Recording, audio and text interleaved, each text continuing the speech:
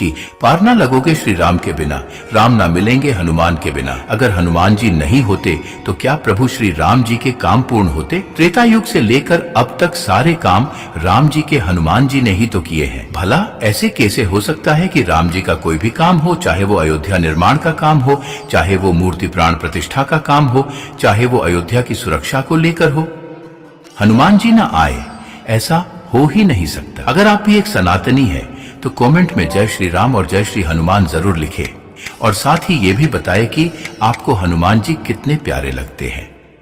क्या आप भी हनुमान भक्त हैं? अगर हाँ तो कमेंट में हमें जरूर बताएं कि आप हनुमान भक्त हैं और साथ ही जितना हो सके हनुमान जी के लिए वो बातें लिखें जो आपके मन से हनुमान जी के लिए निकलती हो। अगर आप सबसे सच्ची और दिल को छू लेने वाली बात हनुमान जी के लिए लिखेंगे तो फिर हम आपके 10 ऐसे कमेंट उठाएंगे जो हमारे आगे की वीडियो में उन कमेंट को दुनिया देखेगी। बोलिए मर्यादा पुरुषोत्तम भगवान श्री रामचंद्र जी की जय। आखिर क्यों? अयोध्या राम जी की प्राण प्रतिष्ठा के बाद राम जी ने अपनी पलकें झपकी और मुस्काए थे। जैसे ही प्राण प्रतिष्ठा के मंत्र उच्चारण संपन्न हुए वैसे ही राम जी धीरे से बड़े ही प्यार से मुस्काए थे। मुस्काए भी क्यों ना, आखिर हनुमान जी जो सामने खड़े थे, अपने भाई समान हनुमान सामने खड़े हैं और राम जी खुश ना हो, उनके होठों पर हंसी ना आए, ऐसा हो ही नहीं सकता। ये तो लीला है श्री राम जी की और हनुमान जी की, जो आज अयोध्या में इतना गजब नजारा है। रामलल्ला के आगमन से हनुमान जी इतने खुश हैं कि क्या बताएं। 22 जनवरी सोमवार को अयोध्या रामलल्ला की प्राण प्रतिष्ठा में तो आए ही आए थे, क्योंकि जहां राम जी का काम हो और वहां हनुमान जी ना आए, ऐसा हो ही नहीं सकता। अदृश्य रूप से अपने हाथों से प्राण प्रतिष्ठा का शुभ काम करवाया था। और इतना ही नहीं, वहां राम जी के चरणों में बैठकर बहुत सारी बातें भी की थी। दोनों के बीच क्या क्या बातें हुई और कलयुग की इस मुलाकात में क्यों आंसू आ गए थे वहां मौजूद संतों की आंखों में, इस पर हमने एक वीडियो बनाया है, आप चैनल पर जाकर जरूर देखिएगा। कौन नहीं जानता उस राम भक्त हनुमान को? जितनी बड़ाई करूं उतनी कम है। हो भी क्यों ना, पूरा इतिहास जो भरा पड़ा है पवन पुत्र हनुमान का। रामायण में तो इनके कामकाज का कहना ही क्या, महाभारत में भी इन्होंने अपनी लीला करने में कोई कमी नहीं छोड़ी। खैर छोड़िए, ये तो त्रेता और द्वापर की बात है, लेकिन कलयुग में तो ये है ही। जरा इनके भक्तों से पूछ के तो देखिएगा कैसे कैसे चमत्कार करते हैं ये संकट मोचन हनुमान। लेकिन कलयुग में तो हद तब हो गई जब अयोध्या में रामलल्ला के आने का समय हुआ तो इनकी खुशी का ठिकाना नहीं रहा और ये साक्षात चमत्कार करने लग गए। हर कर्म के काम का एक समय होता है, जैसा विधि का विधान होता है, वो काम उसी वक्त पर होता है। लेकिन हाँ, भगवान उस काम को करने का रास्ता जल्दी ही खोल देते हैं। भगवान की लीला ऐसी है जिसका कोई पार नहीं पा सकता। अयोध्या की जगह, इस पवित्र जगह पर कभी बाबर कब्जा भी नहीं कर पाता और ना ही कभी मस्जिद मंदिर का फैसला कोर्ट तक जाने की नौबत आती। ये भी होना जरूरी था। अगर ये सब ना होता तो इस सनातन धर्म की ताकत को, इस सनातन धर्म श्री राम की महिमा को ये दुनिया कैसे पहचान पाती।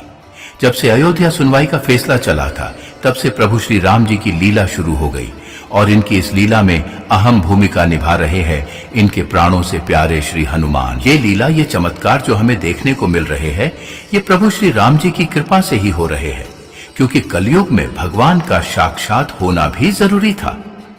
वरना आज का वो दौर आ गया है जहां लोग दिन प्रतिदिन भगवान को भूलते जा रहे हैं।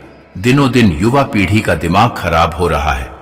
ऐसे में प्रभु श्री राम को अपनी लीला करनी पड़ी। अगर ये लीलाएं ना होती, ये चमत्कार ना होते, तो आज भगवान को कोई नहीं मानता। यही कारण है कि जब से अयोध्या सुनवाई का फैसला शुरू हुआ है, तब से प्रभु राम जी की धून में मस्त रहने वाले हनुमान को इस दुनिया के सामने आना पड़ा। वो बिल्कुल साक्षात नहीं होते, क्योंकि हनुमान जी के तेज को सहन कर पाना किसी के भी वश में नहीं है। साधु संत भी आज तक इनके तेज को सहन नहीं कर पाए। इसलिए ये जब भी जरूरत पड़ती है, धीरे से शांति से वानर रूप में आते हैं। अयोध्या सुनवाई फैसले से लेकर अभी तक भी वो वानर स्वरूप हनुमान चमत्कार कर रहे हैं। सबसे पहले इन्होंने उस टाइम चमत्कार किया जब आखिरी तारीख थी और जज साहब को फैसला करने में थोड़ा गंभीर होना पड़ रहा था। उस टाइम हुआ यूं कि अयोध्या में राम मंदिर में रामलला की प्राण प्रतिष्ठा 22 जनवरी को है। ऐसे में आज एक सच आपके सभी के सामने आएगा, जो कि है उस बंदर की कहानी जो अयोध्या फैसले के वक्त कोर्ट में मौजूद था। आखिरकार राम भक्तों के पक्ष में फैसला आया। 2019 में सुप्रीम कोर्ट के फैसले के बाद अयोध्या में राम मंदिर बनने का रास्ता प्रशस्त हुआ। विवादित बाबरी मस्जिद से लेकर भव्य राम मंदिर बनने तक के सफर में एक काले रंग के बंदर की भूमिका को भी कुछ लोग दैवीय शक्ति मानते हैं। आज बताएंगे उसी बंदर की कहानी जिसे देखकर जज साहब ने भी हाथ जोड़ लिए थे। 1 फरवरी 1986 को अयोध्या की सुबह कुछ अलग थी। उस दिन न केवल अयोध्यावासी बल्कि देश दुनिया की नजर फैजाबाद जिला अदालत के फैसले पर टिकी थी। सुबह से ही लोग अदालत पहुंचने लगे थे और फैसला सुनने को बेताब थे। पुलिस प्रशासन से लेकर आम लोगों की मौजूदगी से अदालत में पैर रखने की जगह नहीं थी। अदालत की खचाखच भीड़ में मौजूद लोगों की नजर एक काले रंग के बंदर पर टिकी थी, जो फैसले के वक्त वहीं मौजूद था। जब जज साहब अदालत में दाखिल हुए तो उनकी नजर उस काले रंग के बंदर पर पड़ी और लोगों द्वारा उसे भगाने की कोशिश भी हुई, मगर वो बंदर वहीं झंडा पकड़े खड़ा रहा, कहीं नहीं गया। 1 फरवरी 1996 की शाम 4:40 बजे उस वक्त के जिला जज कृष्ण मोहन पांडे ने विवादित मस्जिद का ताला खोलने का आदेश दिया था। जब जज साहब फैसला पढ़ रहे थे तब वह काला बंदर चुपचाप बैठा था। आदेश के वक्त बिल्कुल चुपचाप था बंदर। ऐसा लग रहा था मानो वह फैसला सुनने ही आया हो। फैसले के बाद ही उस काले बंदर को वहां से जाते देखा गया था।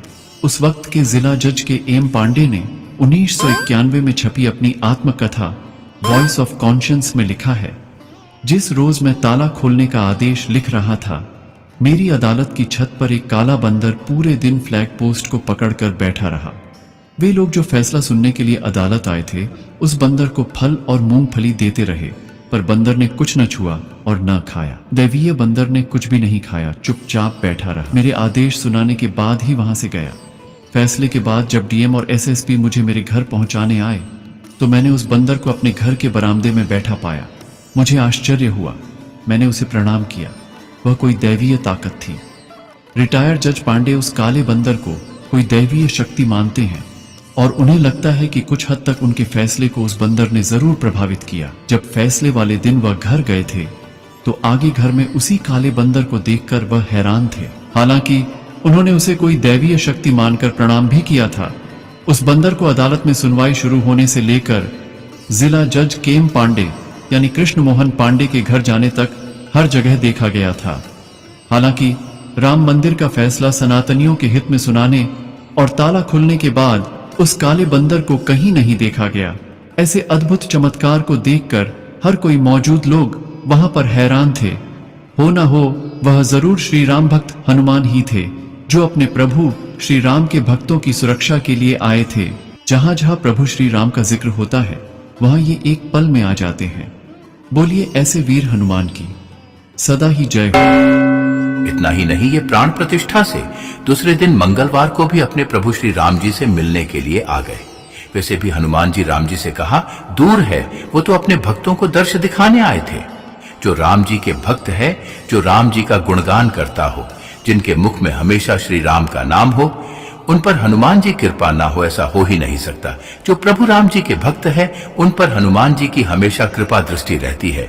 जो अयोध्या में राम जी के दर्शन करेगा या जिसने किए हैं उन पर हनुमान जी का सदैव हाथ रहेगा। ये राम जी की कृपा नहीं तो और क्या है कि आज साक्षात स्वर्ग भारत की पवित्र अयोध्या धरती पर उतर आया है, जिसका शुभ और सकारात्मक असर पूरे विश्व पर पड़ा है। जहां पूरे भारत में ही नहीं बल्कि दूसरे देशों में रहने वाले भक्त भी रातों रात 7 समुद्र पार करके राम लल्ला के दर्शन के लिए अयोध्या धाम पहुंच गए। राम लल्ला के भव्य दर्शन से विदेश से आने वाले भक्तों को इतना आनंदमयी एहसास हुआ जो कि उन्हें अपनी जिंदगी में कभी नहीं मिला। अयोध्या के भव्य मंदिर में भगवान राम जी विराजमान हो गए हैं। अब चारों ओर शुभ ही शुभ होगा। और जहां अयोध्या नगरी को इतने शानदार तरीके से सजाया था, और इतना ही नहीं, सबसे भव्य नजारा तो राम लल्ला की मूर्ति को देखते ही बनता है। एक और राम लल्ला के झांसर पर नौलखा मुकुट सजाया गया है।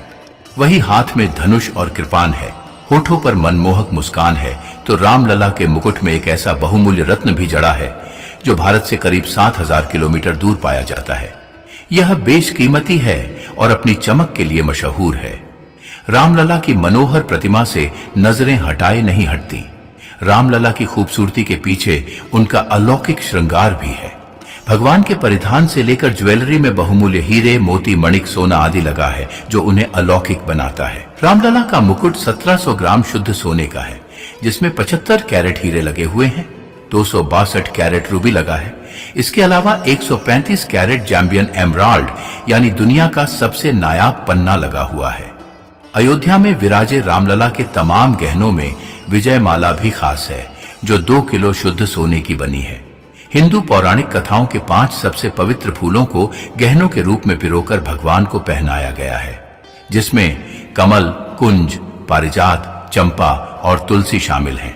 रामलला की करधनी या कमरबंद भी बहुत खास है, जो अलौकिकता का प्रतीक है। इसमें रत्नों के गुच्छे लगे हुए हैं। भगवान राम की सारी ज्वेलरी लखनऊ के हरसहायमल श्यामलाल ज्वेलर्स HSJ ज्वेलर्स ने तैयार की है, जबकि परिधान दिल्ली के डिजाइनर मनीष त्रिपाठी ने अयोध्या में रहकर तैयार किया है।